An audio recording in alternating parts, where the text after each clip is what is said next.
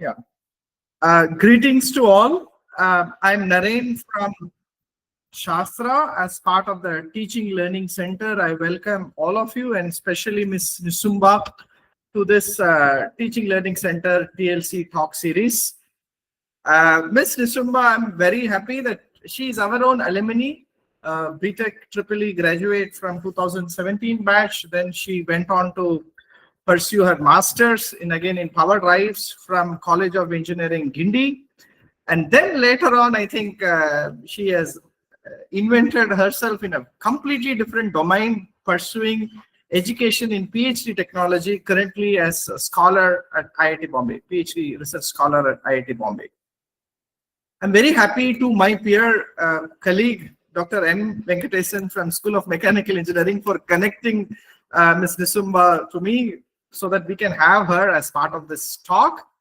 Now, I should also be, I'm very happy to say that Ms. Nisumba is, I think, the first scholar, PhD student to give this talk series as part of TLC, and the first, our own alumni coming back to us and then sharing. So that itself is a great pride for all of us. Thank you, Ms. Nisumba. That's very nice to have accepted this invitation to give a talk. Just to give a little note on what is Teaching Learning Center for the benefit of the speaker. Now, Teaching Learning Center is roughly about 2 years now old. It's a kind of a conceptual center that we have formalized at Shastra to synergize the individual efforts on teaching learning at Shastra. Now, there are many good teachers, great teachers, best teachers in their own domain at Shastra. But we want to now also look upon how faculty members can take up learning research as part of their pursuits, as part of their intellect pursuits. Now, with this short background, I welcome all my colleagues. I welcome the PhD students across different domains. We have faculty members and teaching assistants, PhD students from engineering, science, I think management, education, all present here. And over to Nisumba. I hope that you will give a glimpse of what we can look as part of educational technology research, taking examples from IIT Bombay. Over to you. Thank you, Professor Naren and Professor Venkatesan, for inviting me to this talk. So I'll quickly share my screen.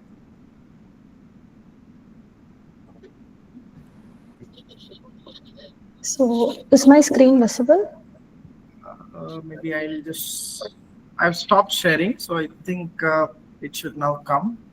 Okay. Yeah, it is visible. Okay. So in today's talk, I'll be explaining about the research we do here at IIT Bombay at the Center of Educational Technology. So before going into the details of what kinds of research we do, I would like you all to quickly enter whatever comes to your mind when you hear this word educational technology. So like I did my little background research on what Teaching Learning Center at SASTRA is. I've come to know about this talk series which you have, and it would be nice if you can just use the QR code over here or go to menti.com and enter this code. Then you'll be able to enter whatever comes to your mind when you hear this term educational technology.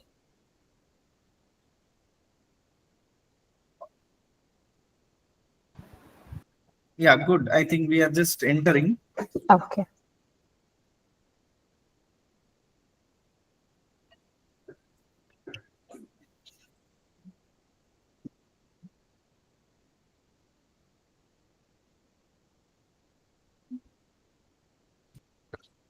So you have started testing us.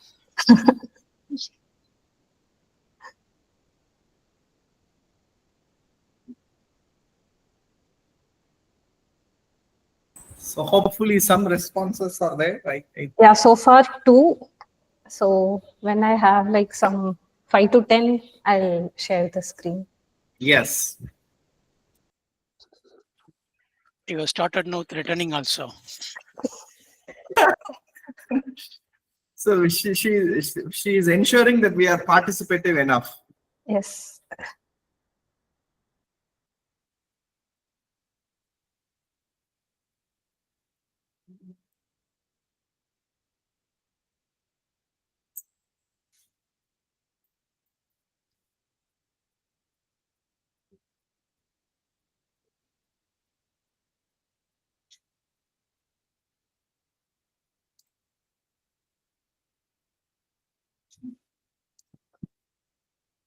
Okay, so far there are some 8-9 responses. I'll just wait for 1 more minute.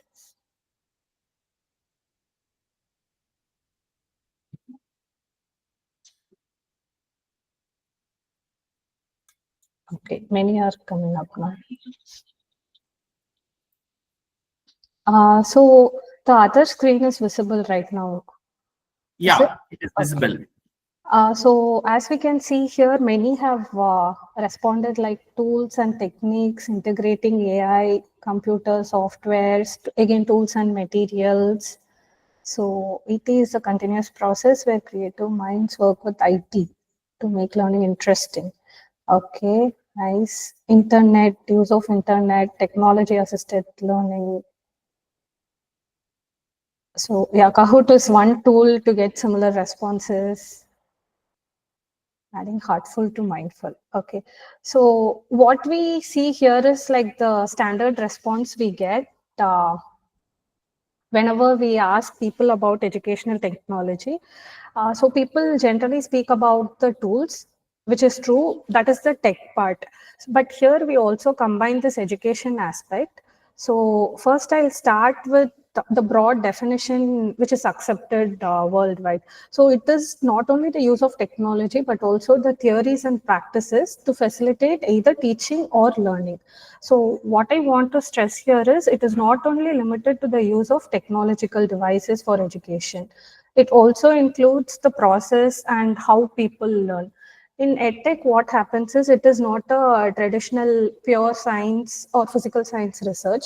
It is an interdisciplinary research. So we always borrow theories from other domains, starting from cognitive science, it can be neuroscience, and then learning sciences, which all work to inform about learning and teaching process, or how the brain works, how we learn. So the Center for Educational Technology was started like 15 years ago. Like now we'll be marking the 15th year. So it first initially started with the PhD program here in IIT Bombay, and we initially started working on design and development of learning environments. And then another part of EdTech is also about outreach.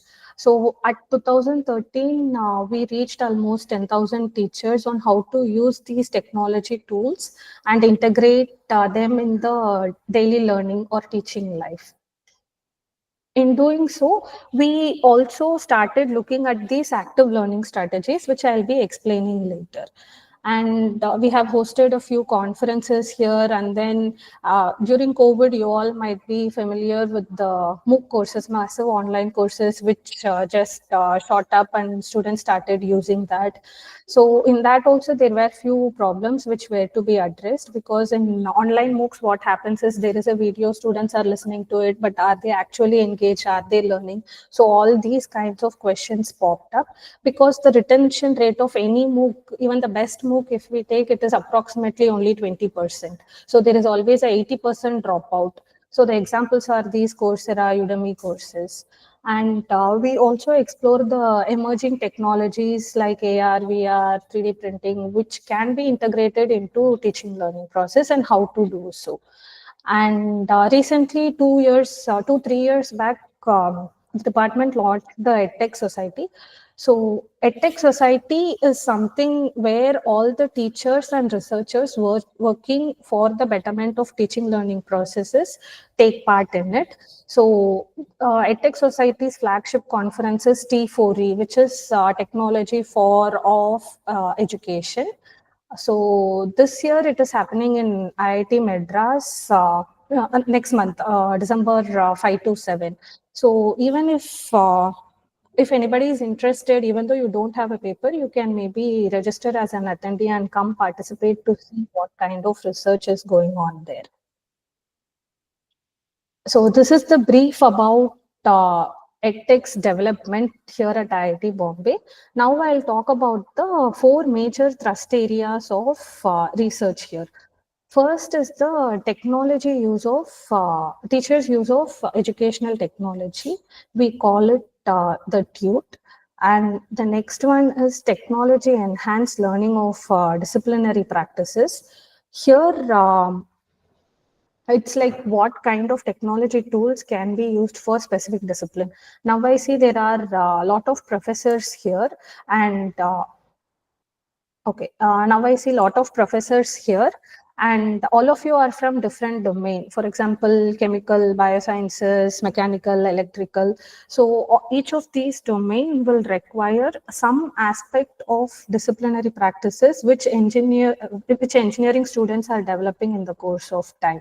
So how can we use technology to enhance that? And then there is this educational data analytics and emerge. Emerge is the exploration of emerging technologies. First, I'll go into this first thrust area, which is teacher use of the educational technology. Among the four, if we see, one entire research area is dedicated to teachers' use, because not only the learners but the teachers play a crucial role in education, and it is like the learners, maybe for any professional courses, we see learners stay at an institute for like 4 or 5 years. But whenever we focus on research on teachers' use of EdTech, it will be passed on for many generations. So the focus of PUTE is threefold. First, there is the research, and then the development, and then outreach. So in this entire presentation, I'll be giving some example, one or two examples for each of these thrust areas to get a sense of what kind of research is going on. So in the research, we focus on teachers' beliefs and practices. Why this is necessary is because there are a lot of tools available now. Maybe it first started with videos, and now till AI, we have many tech tools. But if a teacher believes that it is not going to be helpful for them or the students, they are not going to be using that consistently. And by researching on these teachers' beliefs and practices, we formulate a hypothesis like why is that a few teachers are using, why a few teachers are not, what is the hindering process, how can that be overcome.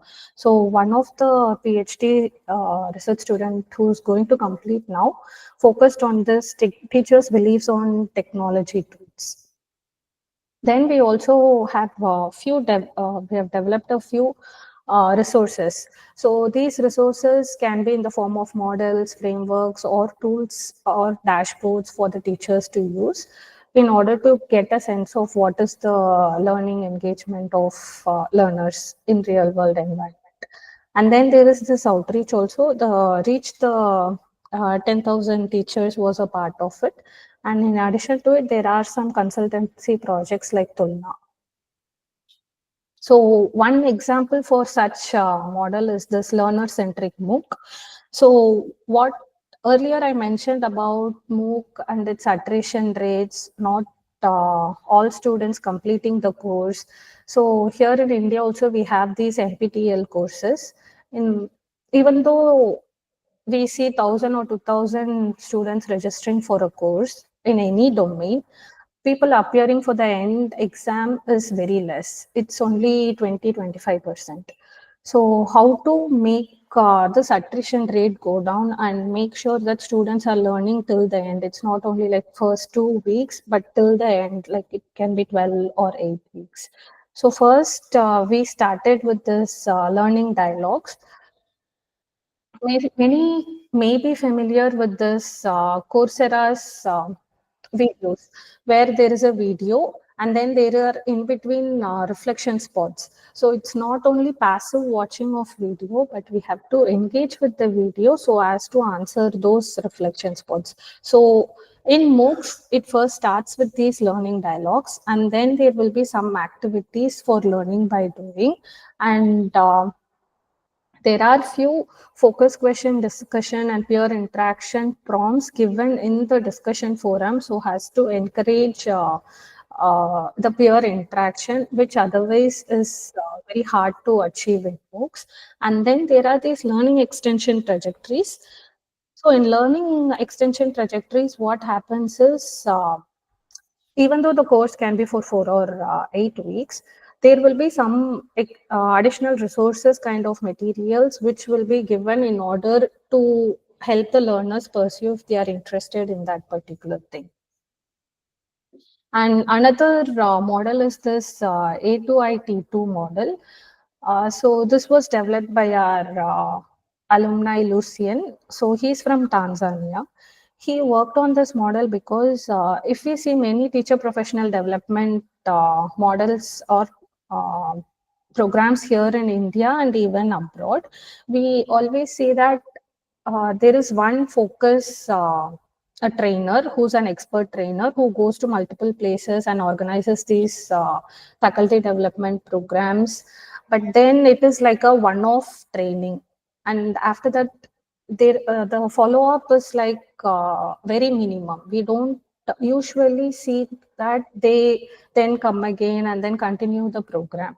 So in order to expand and maximize the reach of these faculty development program, he created this model where first, if there is an expert trainer, and for example, now 65 people have joined. Okay, these 65 people are my learners who are faculty. Actually, it can be school teachers or college professors.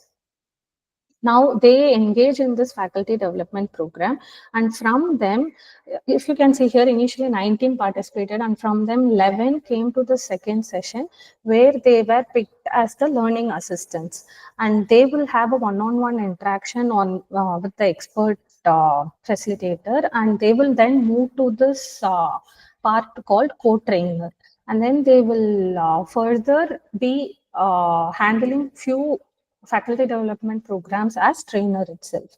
So this was majorly done by Lucian in order to improve the faculty development programs reach. Then one tool, uh, this was developed by Ritvajit. So his work focuses on using these tools to easily understand how the students have transitioned from the start of course to end of course. So for example, on the leftmost, these boxes can indicate that maybe assessment, we have CIA. So continuous internal assessment, one scores, and then what happens to the second one, and then what happens to the third, which students are progressing, which students are like dropping out. So this can give a sense of even the difficulty level of these assessments and where they are facing more challenges. So this is an example of that. And finally, there is this tulna. So we have seen that in the market there has been many educational apps coming now. Maybe it started. I was first introduced to the EdTech apps by Byju's, but now Byju's has gone down drastically. So they have, and then there is Duolingo, and then there are many other apps. Even for there is a Brilliance app for learning critical thinking, etc. Even though we have all these apps, we don't know whether they meet the standards, and there is no framework to assess which tool is good. If there are 4 tools which is going to teach mathematics for K-12 students, which tool should we pick on what basis? There were no existing framework. So the SETTEC Tulna framework tried to address that. So the framework was informed by all the learning sciences, human computer interaction evaluation models, and this serves as a framework for governments to choose on, okay, this is a tech product which I will be using in my state. So far, a few state governments have adopted this. So how this works is, there are 3 major verticals. One is the pedagogical alignment, and one is the technology and design, and third one is the content quality. So on all these 3 verticals, the similar apps are evaluated, and then they are not given a score, but they are marked whether they satisfy the criteria of that. And the next thrust area is T-Lead. So in T-Lead, it is about technology enhanced learning of disciplinary practices. So usually we tell as engineers we should think about sustainability, critical thinking, problem solving. Usually, engineers are equated to problem solvers, etc. But most of what we talk about as skills come under these 21st century skills of creativity, collaboration, communication. So there are many such skills. All these T-lead projects focuses on those skills and specifically tries to see whether a use of technology tool integrated with a good pedagogy can help in improving that skills. So here there are two examples. One is the uncertainty management process in engineering design. So the above first picture we see on the left is actually eighth grade students working on a design problem. So they had to build a robot to clean the floor. It had this mechanical element. They were using Lego Mindstorm for this. So some electronic concepts also they had to do, and they had to develop by coming up with their own design.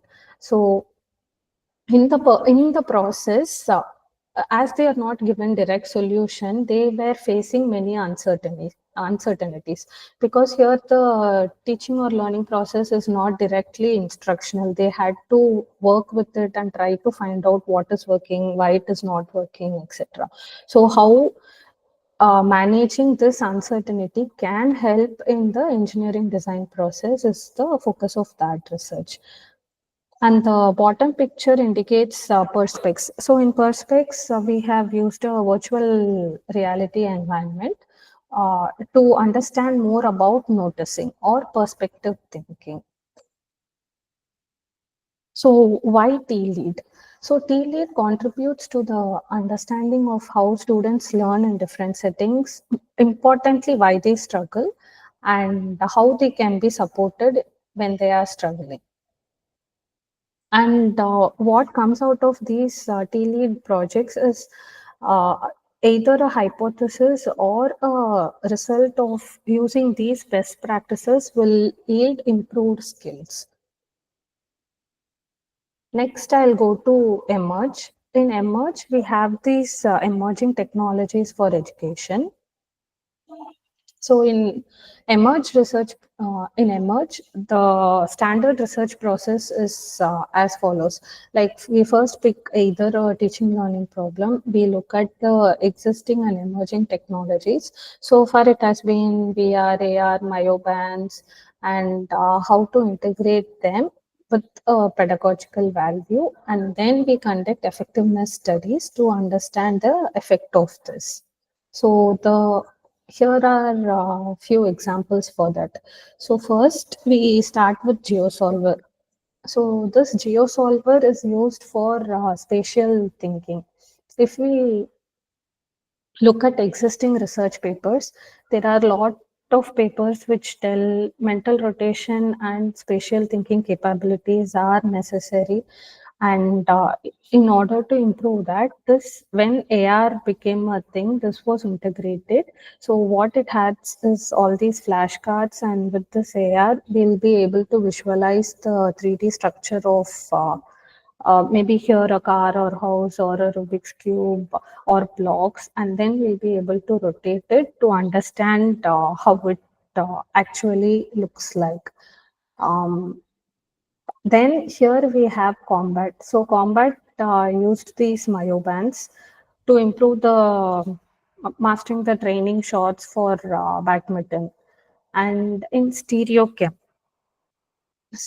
also uses augmented reality, but this was one of the successful projects where this was used for school students. So what happens here is I'm I'm not so great in chemistry, so this was one project which really helped me understand few molecular structures in chemistry, because when we learn with textbooks we see that okay, there is this organic compounds, there are some bonds going here, and then here are the molecules. Yeah, even similar structure will have different properties. So making sense of these things when uh, making sense of these things when the text is heavy or difficult to understand. Such tools aid because they give this 3D structure of the same compounds, and looking at the spatial orientation and differences in different compounds help the students to understand why few compounds have different properties. And the last is a VR related project. So this was developed by Anthony Prakash. So he used this VR for automatically logging real-time behavioral data while students were interacting with the learning environment to understand about electromagnetic concepts. So this is like one of the reach of all these T-lead, emerge, and tute thrust areas. And here maybe I'll quickly tell about. So these are the few tools which the department students have developed. ISAT is something which we saw. Metal is used for estimation in engineering problem solving, and I think few might be familiar with Professor Aditi Kotiyal from IIT Gandhinagar. She developed this metal for engineering estimation, which is used for problem solving. So after her thesis, few have used the same metal environment to look into metacognition, a different aspect. Now I'll play. So I've been talking a lot now to give a sense of what few tools do. I'll just play this The video. use of Let me know if the audio is, if it's audible. online video lectures is continuously Yeah, it is rising audible. due to the flexibility it provides to students to learn anytime and anywhere. However, students face certain challenges with learning from video lectures, such as not understanding the content, finding the content too difficult, or even getting disengaged from it. But the students are not able to communicate their problems primarily because of the physical separation between students and the teacher. On the other hand, the teacher also finds it difficult to get a clear picture of how students are learning from the video lectures and whether the lecture materials are effective for learning. This motivated us to develop a very simple but powerful tool that makes collecting and analyzing student feedback easy. And this is Teacherly. The process of using Teacherly is simple. You create a course, post a lesson, and share it with your students.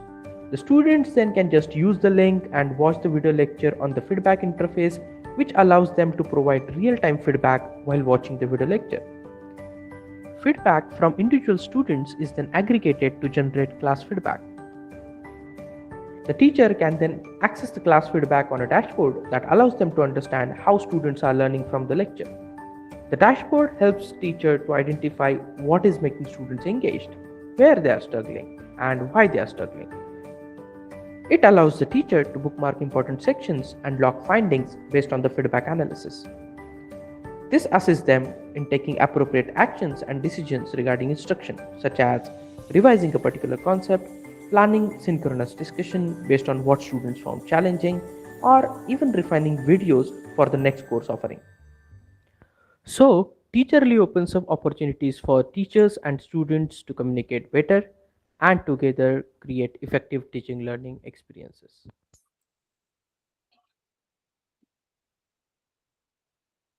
So this was about Teacherly, where this can be used as majorly in flipped classrooms. I hope few of you are familiar with this concept of flipped classrooms, where usually we have like 1 hour for lecture in the college, but sometimes that is not sufficient, or we would like to integrate some activities along with lecture and there won't be sufficient times. So in flipped classroom, what happens is students watch related videos at home, and then the classroom duration is used to understand whether they have watched, how much they've understood, and to address some misconceptions or do some activities in relation to the videos they have watched in order to improve learning. So that is one place where this Teacherly app can be used. And I think it is free to use. Maybe you all can give it a try. So I'll again pause here to get uh, some feedback on you. So far, I've been talking about some technology tools. This is how we use in research. This was developed by a few people in our department. But now I have a basic question. Like, are visualizations useful for learning? You can use the same Mentimeter and you can respond to that.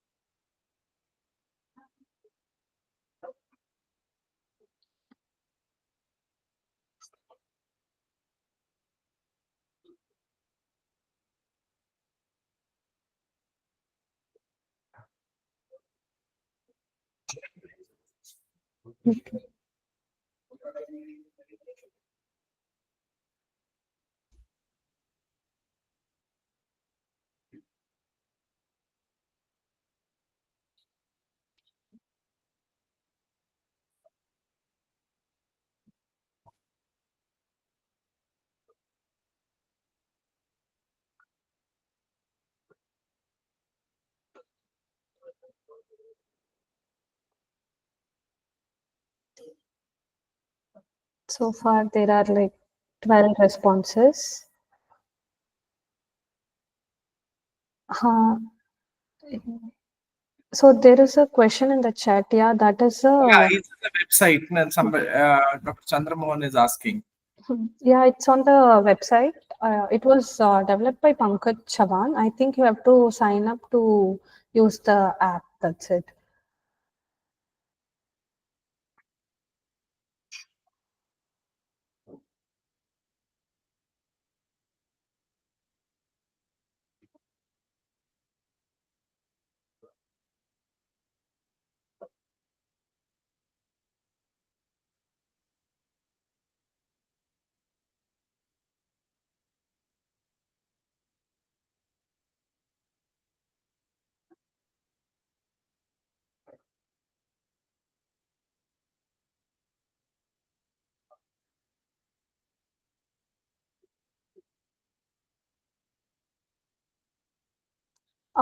If anybody wants to try that, I can connect with him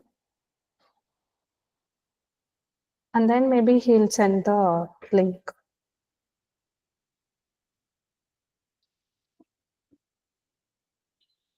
Okay. Half of you have responded, so we'll see. Okay. Yes, yes, yes. To understand theory. Okay.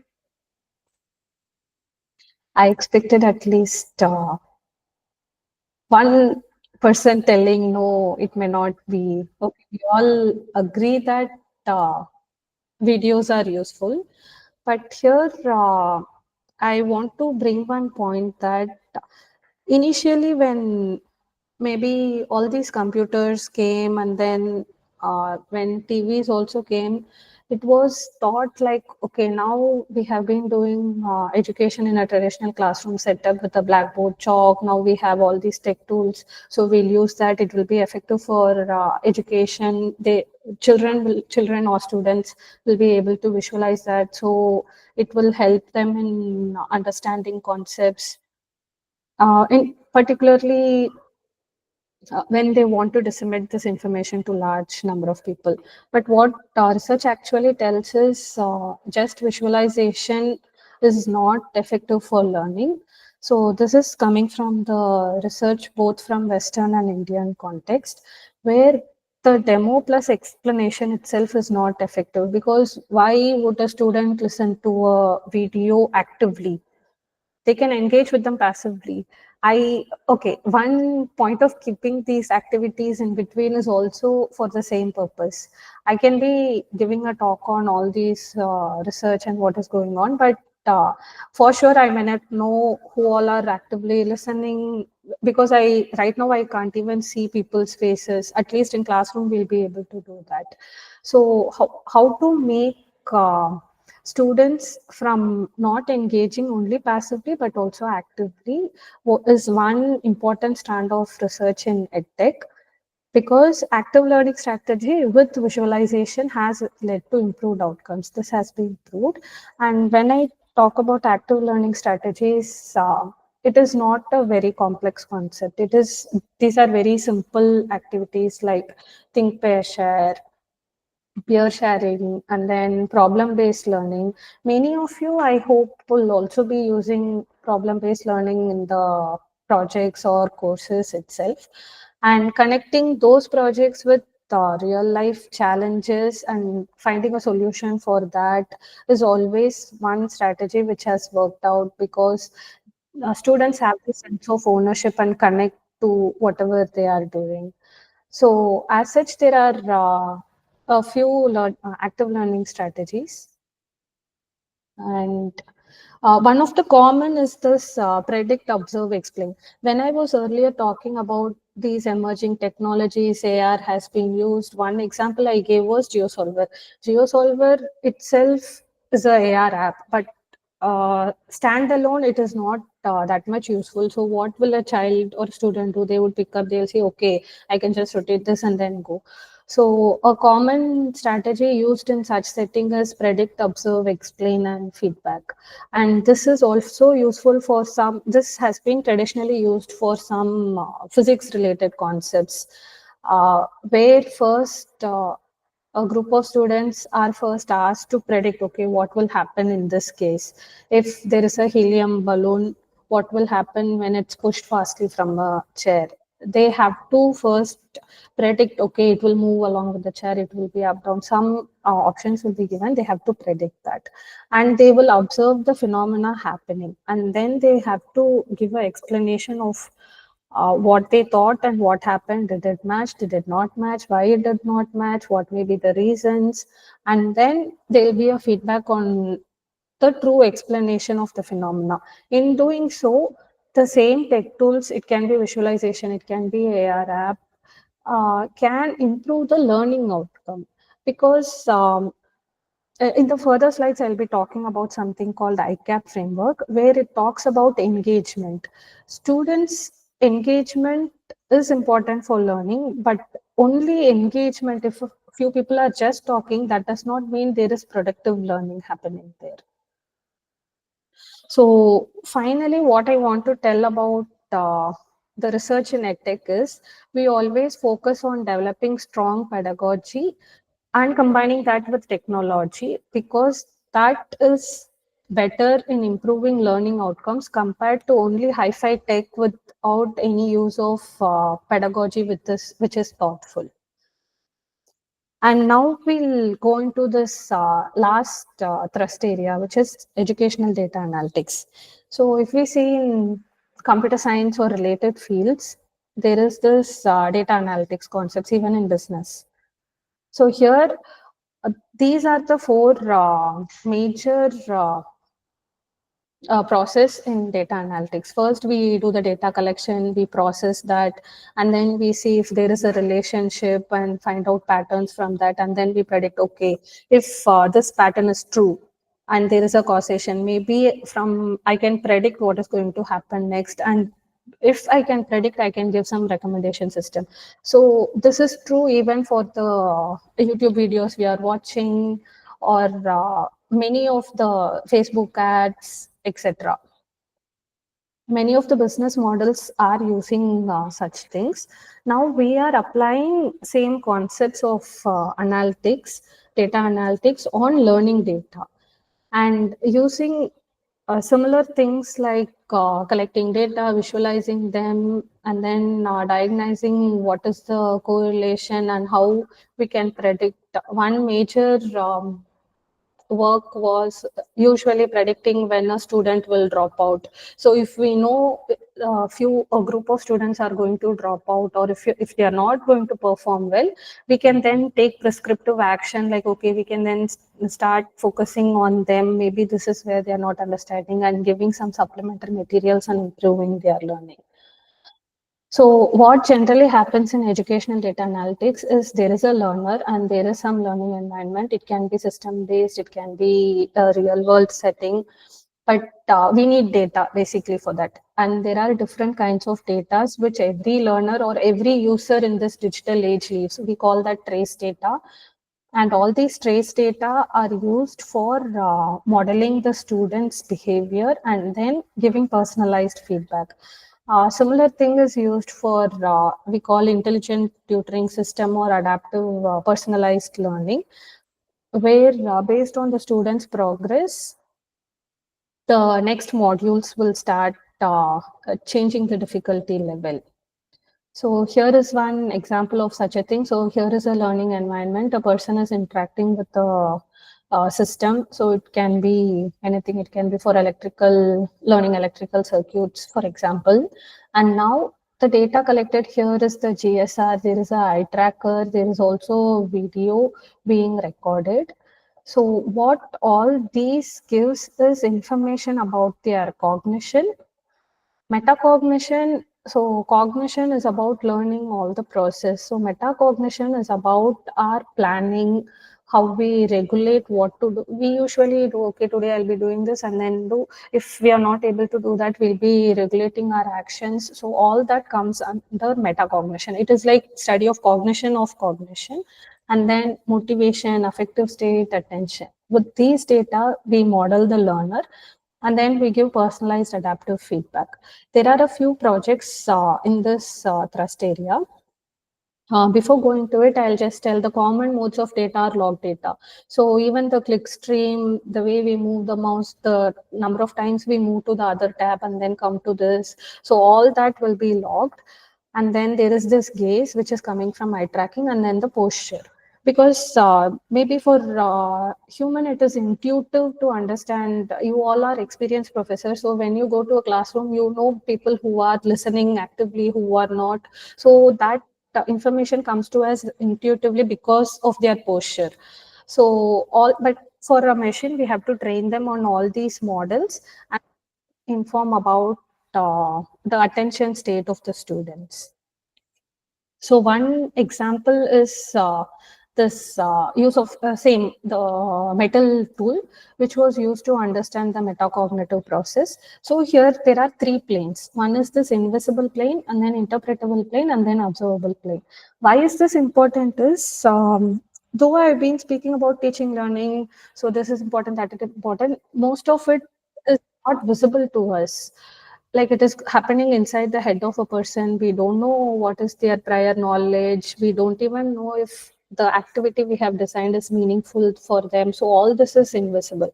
But what we can actually interpret is based on what they tell, what they talk. So all these verbal data and non-verbal actions are important. And along with this, the interaction with the system, that is the observable plane. So if, for example, in metal, they are solving a complex problem. So first they are moving the problem statement, and then they are selecting a sub goal. If they are creating a causal map, when they are doing that, they are varying so in simulation, we vary things and then we test. If it's not working, we then vary again. So all these data are captured, and then that is used for modeling the students. So here in this research, it was observed that the results of this a machine learning based model was far more superior than the theory based model which was existing back then. And another example is this ICAP. So ICAP refers for this interactive, constructive, active, passive engagement. So it talks only about the cognitive engagement. So what we don't want in the classroom or in any learning environment is passive engagement. we are always okay with active, constructive, or interactive, but interactive is considered as the best kind of engagement. So, an example of active engagement can be even highlighting in a notebook. That is also active engagement because the person is not simply seeing the note. So, using this framework of engagement, can we model students and say if they are they'll be performing good or bad? So all these tests were done, and then students were grouped into models, and then there will be some prescriptive action given to them. So this was done in a Python learning environment called PyGuru. So another example, so the other two were in the case of systems. This is in the case of real world setting where we know that when a student is shifting gaze or taking notes, we can train the machine learning model to analyze these videos and then give us some feedback. This is one example for that. Then the last one, no, the last before one is about investigating the learning process in VRLE. So in virtual reality environments, we know that they are useful, but they are also costly. Why should a person actually use it, and what is the best case scenarios to use that? Here, if we see the first GIF here, the student is able to change the number of coils and then is first moving the magnet inside a coil. And this VR gives haptic sensation as feedback so as to mirror or imitate the number of flux going in and out. And then second one is about dropping. So these two also we can maybe model it in physics or electrical lab. But the last one is a process where the person itself is a magnet and then walks through the coil, and then it gives them that sensation. So here is the person moving, and this was and this is just the model. And then if you can see here, there is the graph going in, so it is related to the value of EMF generated. And this was developed by Anthony Prakash, and I think Padma Priya ma'am. He's Padma Priya ma'am's student when she was in another college. So he's one of the person to first log all these VR related action. So the previous learning environments were computer based. We were able to have the log data, trace, and develop models. But in VR, we were not able to log. So he developed this logging mechanism and then developed the learner behavior models from that.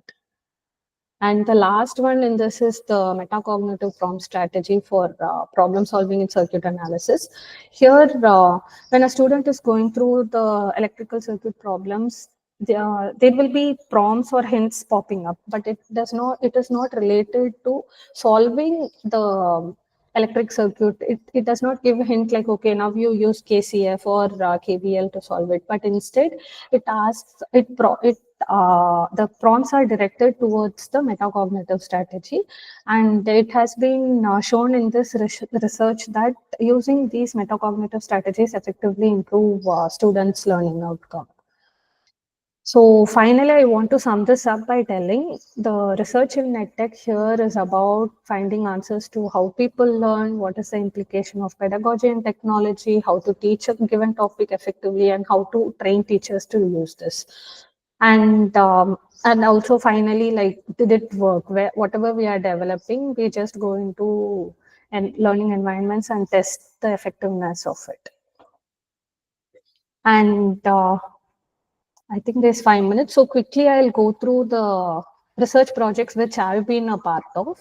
So first, when I came into this department, I started with the design and development of online library for deaf and hard of hearing students.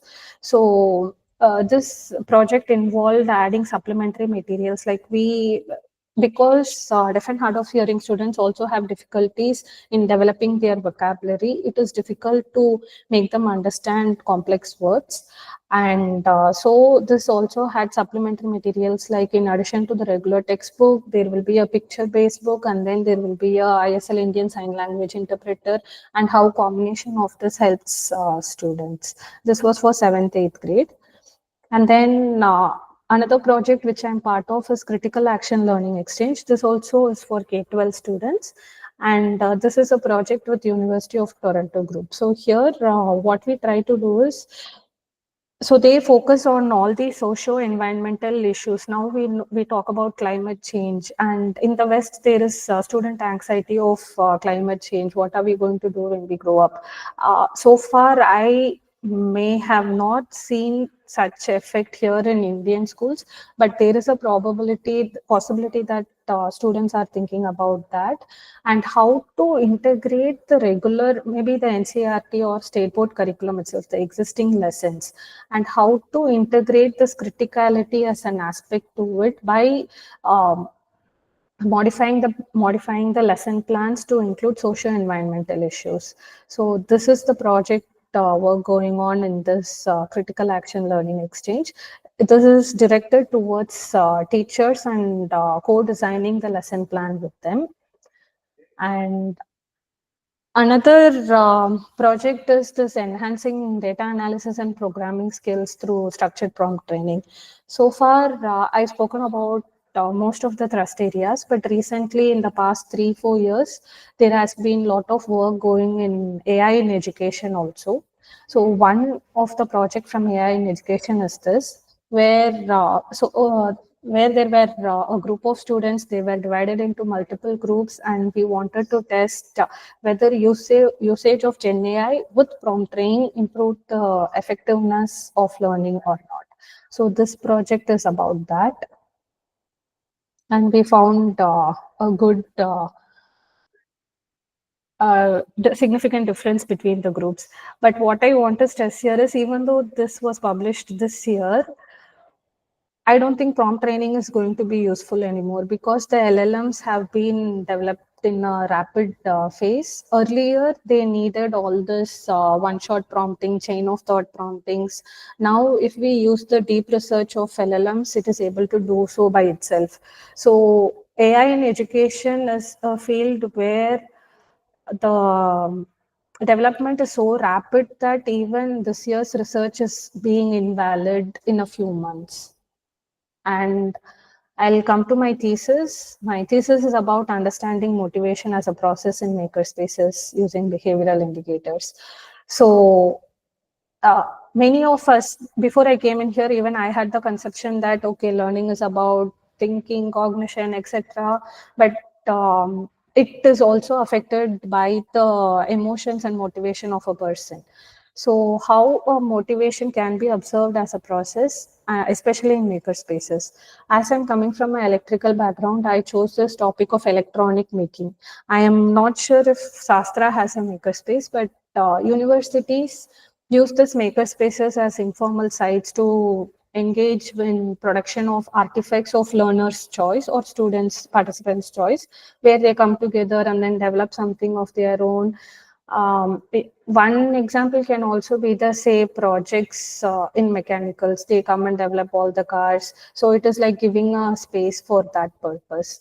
And why maker spaces in educational institutes is that they have been known to improve the skills like collaboration, problem solving, creativity. While in higher education institutes, it's prominent. I'm looking at the schools of grade 7th, 8th, and so it may also be known as subtle tinkering labs, which has been established in multiple states in the country. So I'm looking how to understand motivation from the student's angle. So this was one of the study which I conducted, and they were all 7th or 8th grade students who developed some prototype solution for some problem they're facing. Here in Mumbai, monsoon is like monsoon and humidity is like a big thing. So one group came up with this monsoon hanger with the soil moisture sensor, DC fan.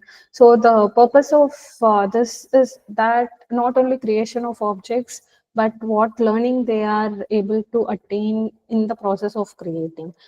Maybe the results of my research I can explain again, maybe in another meeting. With this, I'll end my presentation.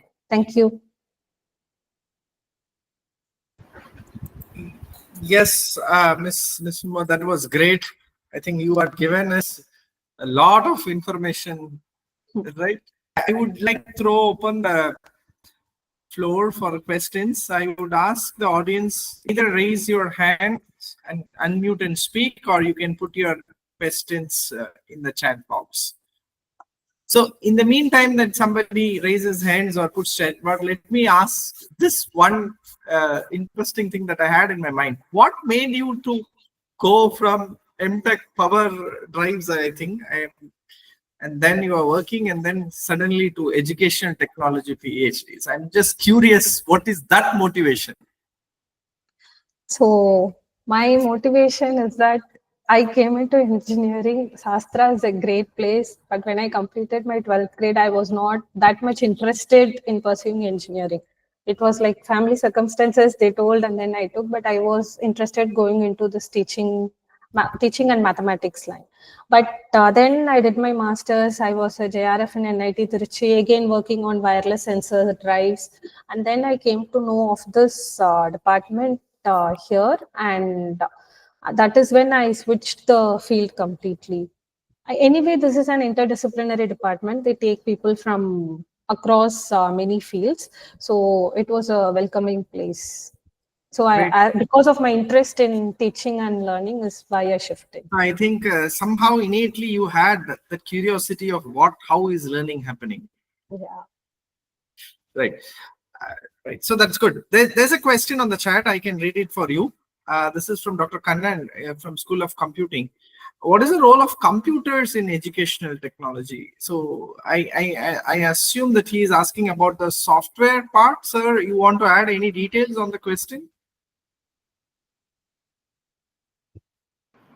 I mean, how important it is to use computers in the classroom, use software, right? So what we have seen is there are two ways in we generally use computers. Whether if the computer has a system in it for learning some concepts, it is always helpful to use. But the students can do it on their own also. With respect to classrooms, I would tell if there are some activities or simulations which the students are needed to use, then it would be helpful to include it.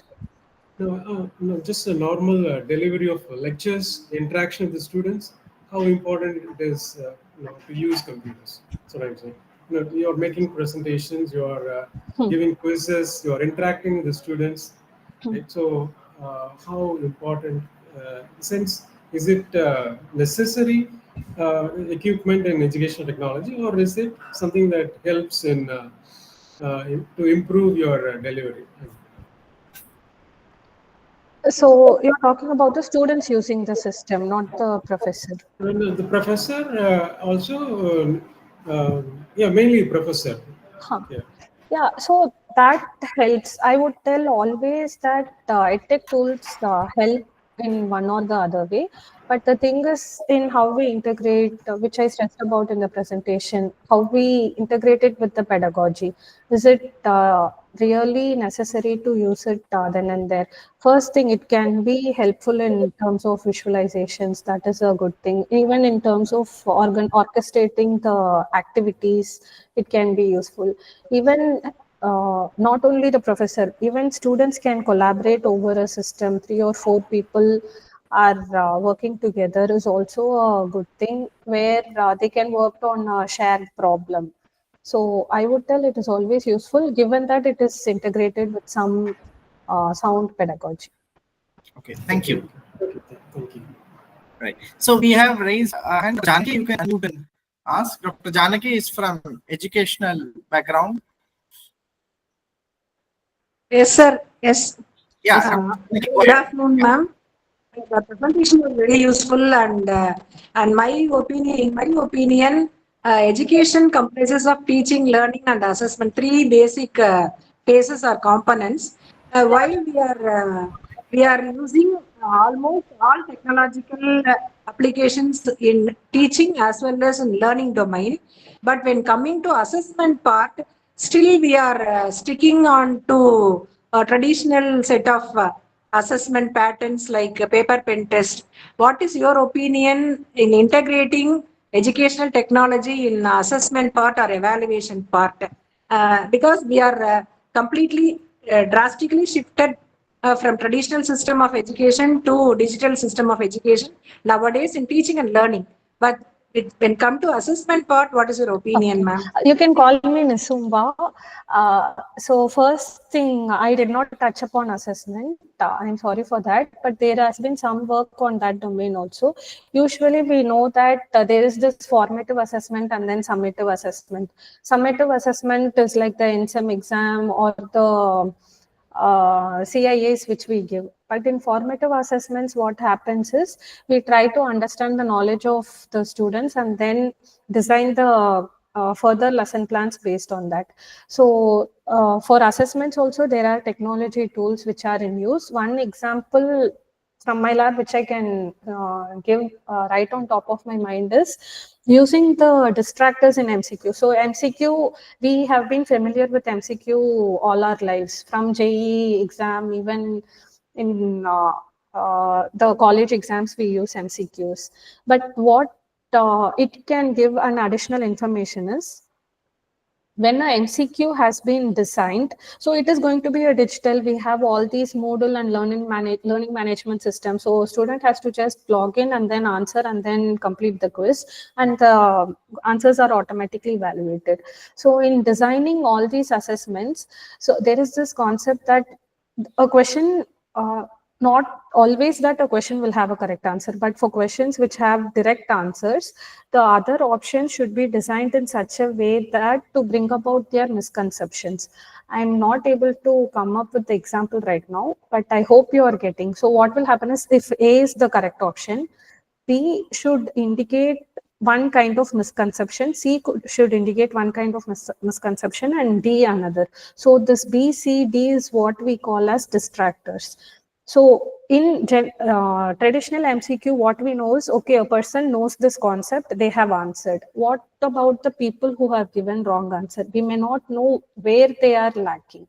So designing these distractors carefully will help us in understanding, okay, they do not know the answer, but the problem lies here. So in assessment also, there has been work going on. And I agree to your point that assessment is an important thing where EdTech tools should be coming in more and more, because just because of the load on teachers, it is huge. Thank you, thank you. Thank you. So I can read the question. This is from Dr. Ram Kumar. He was earlier, when you are here, I think he was associated with E&I SEEE, and now he is associate dean at School of Computing. LLMs are gradually providing the personalized learning space. How is it? How it is going to change the educational technology research? So we have been, yeah, it is gradually coming into this personalized learning space. What we generally see among students right now is that earlier when we search, we used to go to Google. Now it is like Google itself has inbuilt AI responses, which is what we first click into and try to understand. But what happens is, not always, even now, the hallucination is still there in all the AI and LLM models. And another thing, we usually talk only about LLMs when we are talking about AI, but there are also different kinds of AI which takes other kinds of inputs. We have to be focusing on that also, and it is being coming up in robotics, etc. And how, in terms of how it is going to change the educational research, as a researcher, I can tell one way it is absolutely changing is the way we write research papers. Like, even that is for a decimation, we'll keep that aside. But in research itself, earlier we used to develop all these models. Now integrating AI in that is helping us in giving instant and prompt feedback. So recently there was this showcase of educational app design course. What we found is connecting to the earlier question on assessments. So earlier what used to happen is, we collect the data, we try to come up with some model, and then we predict, and then we give output. Now, by integrating AI into all these systems, we are able to give instant feedback. For example, a student is giving some return responses. With AI, we are able to analyze that quickly and then give a immediate feedback. And what usually happens is, when students respond to some exam, they get the feedback very late. So that time period has reduced. Okay, thank you. So we will take one question directly and then I'll come back to the chat. Dr. Abhinami. Dr. Abhinami is from English division. Yeah, Dr. Abhinami, go ahead. Yeah. Thank you, ma'am, for your presentation. I'm very much fascinated about your name, Nisumba Soodhani. Congratulations for taking that name. Your parents has given you a very different name. And coming to my question, uh, you mentioned you have worked with students of deaf and students who have hard hearing. Part of it. Yes, one of my scholars worked for the deaf and preparing a curriculum to teach them. You have mentioned about the library setup which you have done. Could you please extend more on that topic? A few sentences. I'll get back to you after the meet also. Yeah, sure. So this library project was one of the course projects. So it was a functional prototype. It was at that level. So when we were working on that the course, what we found is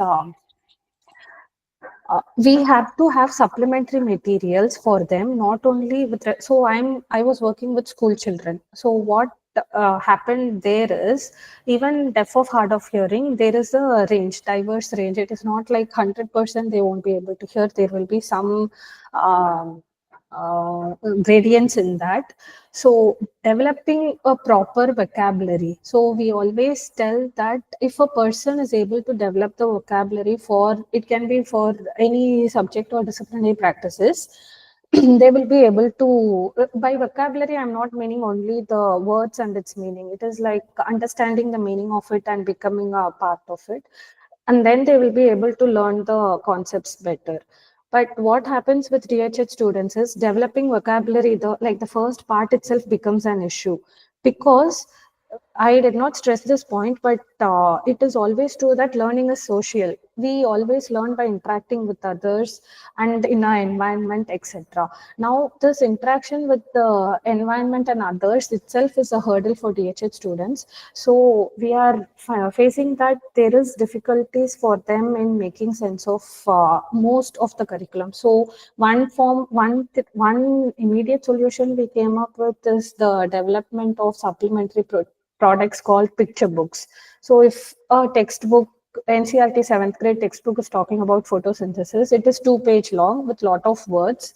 And now we try to convert that into picture books, which explains the same concept in the form of pictures and very minimal words. And we then tested the effectiveness of that. And in addition to that, we also have tried to use videos as supplementaries and then using sign language, because even in sign language, teaching sign language is not prominent. That this study I conducted in Tamil Nadu, I did not find that many people are fluently using the sign language. So with respect to DHH research, there has to be more has to be done in that area. I can share the prototype with you. Yeah, thank you for your inputs, ma'am. As you mentioned, the sign language even differs from school to school. Even though there is a common sign language, differs from school to school, and the social interaction is completely missing. And good to know that you have also developed a video supplement. So I would like to discuss more with you in future. Sure, ma'am, we can connect. Okay, so we will take the next question from the chat and then come back to the question in live. This is from Dr. Chandramohan. It's from School of Chemical and Biotechnology. I read the question for you. The motivation of students is an essential part of attaining learning outcomes. Our biggest problem, especially as prior to institute, I mean in this region, is the drastic range and heterogeneity in motivation levels of the students. What are the current EdTech strategies are addressing this aspect? The other heterogeneity is a prerequisite knowledge for a course. Any suggestion? So first, to address this question related to motivation. So in my thesis research, what we found is, so motivation is a very first, before answering, I'll tell. learning is complex, but more than that, motivation is also largely complex, because at least in learning we'll be able to measure there is some learning outcome, we'll be able to see some difference. In motivation, we actually do not know why a person is motivated, for what reason, and do they have some competing interest which is interacting and not making them work in the project. Because students, it's like they have multiple courses to take. First of all, why did they come into this college? Are they motivated to learn, or have they come for placement? So it differs even in the type of motivation. We have this intrinsic motivation, extrinsic motivation. These are not two dichotomies, but it is like a spectrum. That even I can tell, if I'm going to go for a job, am I going to do this research for the purpose of research itself? Am I intrinsically motivated, or am I going to do that because I'll get a good pay and have a good life? So depending on the type of motivation also it differs. But to answer this question related to engineering, I'll just tell a small story which one of the professor which whom I interacted with told. So in one study, so this professor works on interest, and interest has 4 developmental phases.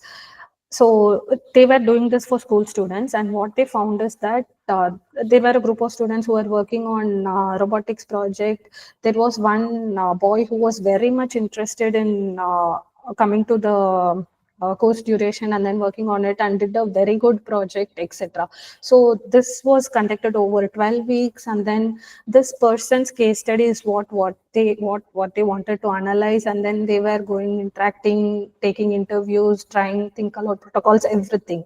This is a funny story. So the person finally told that the only reason I came for this workshop is that there is a girl in this workshop whom I like. So this was conducted in US, and now what can we tell about motivation? So did the person come to this place because the person was interested in robotics? No, it was for some other reason. So motivation is actually a difficult thing to tackle. But one ethic related solution can be that, can we design the projects in such a way that it connects to them personally and it is culturally relevant? For example, like Tanjavur is a delta belt, and we know that there is a sort of a lot of agricultural activities going on there. If there are any IoT related projects which we wanted to do, can we relate that to some agri related things? Because people from that side will be interested to do, interested to contribute back to the place where they came from.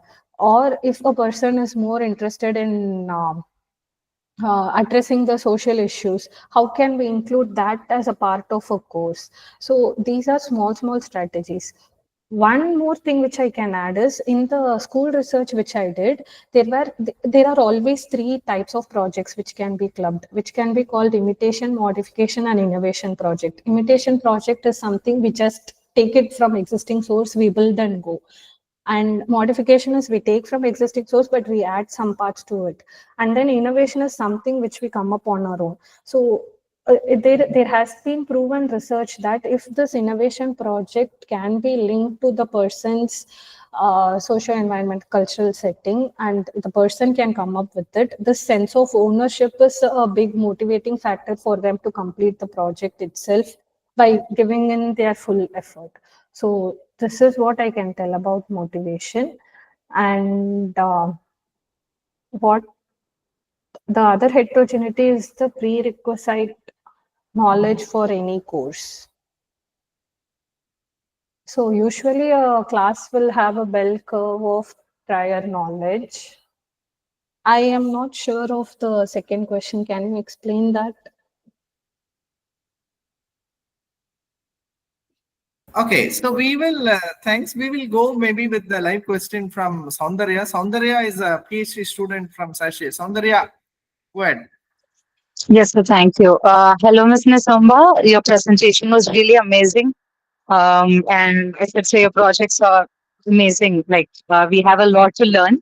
Moving on to my question, being a language, English language, literature, and mental health centered researcher myself, I have this question out of curiosity. How can CET's language learning research, if there are, move beyond short-term engagement measures to support learners with ADHD or PTSD or whatever that deals with kind of like social withdrawal, and of course physical disabilities also.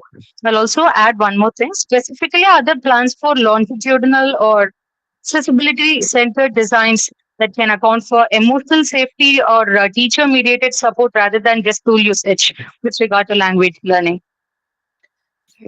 So, thank you for your question. So, first thing is, recently, earlier we did not work with neurodivergent student population, but recently there is a second year PhD student who's working on students with autism and ADHD and how to develop, like, or not develop, but how to curate or modify existing computer science related books for them, because there are some principles like chunking. I'm not very familiar with various principles, but there are some principles in a way we should design a instructional book or even a course in order that so that it is easy for them to understand.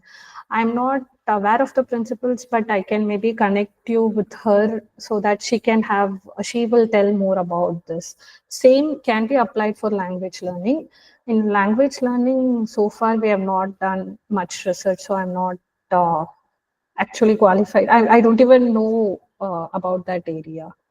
Yeah, I So, understand. But I'd be happy if you can connect us with yeah, sure. your colleague. That'll be much helpful. Yeah. Thank you so much. Yeah. And the second part was social emotional learning. So what you told, Yeah. there is an area called social emotional learning. It is not like it does not only deal with tech tools. It is also about how we interact with students and how to make it a safe space for them. And there are components in this socio-emotional learning on integrating that into pedagogy. That is also something which I am not great. Maybe there are few people here, one master students working on it. I can help in connecting them with you. Yeah, that would be truly helpful. Thank you so much. Yeah, so maybe we will have two more questions. Is that fine for you? Yeah. This is again from Guru Devi. Ma'am, could you please explain your work with deaf students? What are the challenges you have faced relating to communication with them, and how have you sort it out? Whether you have learned the sign language or had a mediator. So this research I conducted in Trichy only during the COVID time. So we American Sign Language is popular and many people formally learn it. But Indian Sign Language has been developed. There is a dictionary for it, but it has not been propagated enough because not many people know about it. At least in the schools I visited, one in Trichy, one in Tanjavur, what I found is another ma'am also talked about how the sign language is different even between schools. That is because here we use local sign language, which is not something formalized. It is not Indian Sign Language. It is like all the gestures put together. So within the school, whatever they understand as maybe water, something. So it is coming from there. So I was finding it difficult to even find sign language interpreter and all. But while communicating with the students, what always helped me is all the schools usually have one person with respect to speech training. So that person was always with me in helping me understand. And this research was not only focused on students, because I was not able to communicate with them properly. I had to go interview all the teachers, parents, and doctors to get a sense of what kind of difficulties they are facing and how to maybe design educational materials for them. But now there has been an uptake in ISL, and here I know one person who has been advocating for it, and slowly I think that will come up a formalized sign language.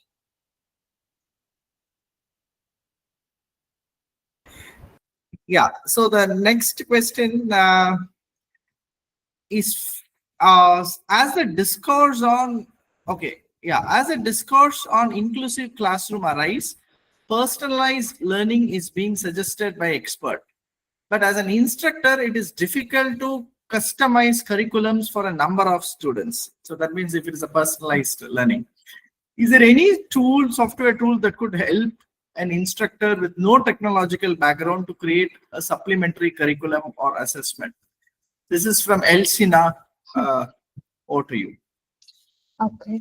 So this inclusive classroom and personalized learning is suggested, but what happens in personalized learning? Usually personalized learning is with respect to the systems.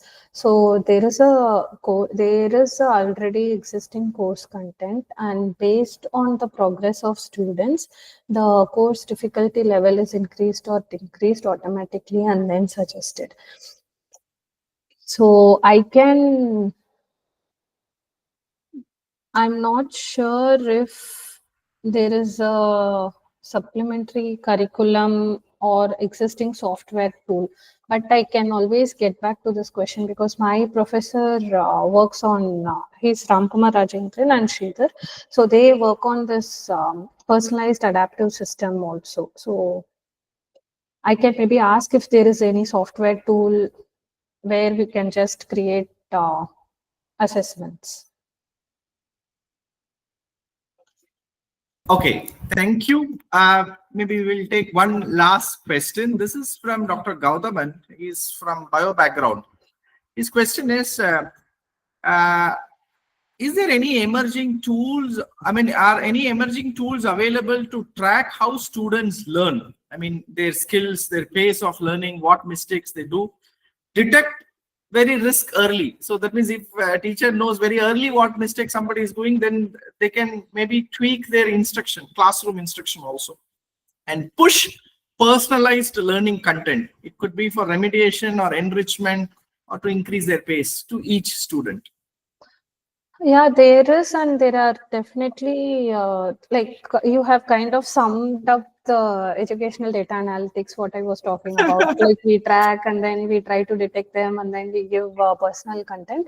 There are definitely there is a lot of research on that. Just that I'm not able to mention, okay, this is a tool which you can go and use. But as like multiple people are interested in this, surely maybe I'll send out an email to Professor Naren after getting to know these two, like these are available, which you can maybe use. But there are tools for that. Okay, great. So I think we had a very nice time. I think from all my colleagues and PhD students who have joined it, they are very happy that our own student is now doing very well, that too in terms of learning. That itself is a very good message out of this TLC talk. So that means an educational learning or educational technology learning or research on learning is not restricted to only certain set of people. If you have a passionate about learning, you can go, you could have started from engineering, you could have started from law, management, wherever it is.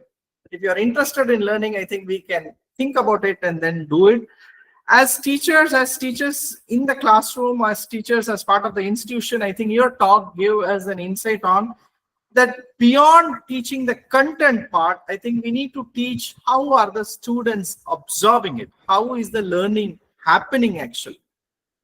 How can we ascertain that learning is indeed happening beyond marks? Obviously, assessment marks is one indicator of probably what students can perform, but over and beyond that, how is the learning happening, learning transaction happening in that space?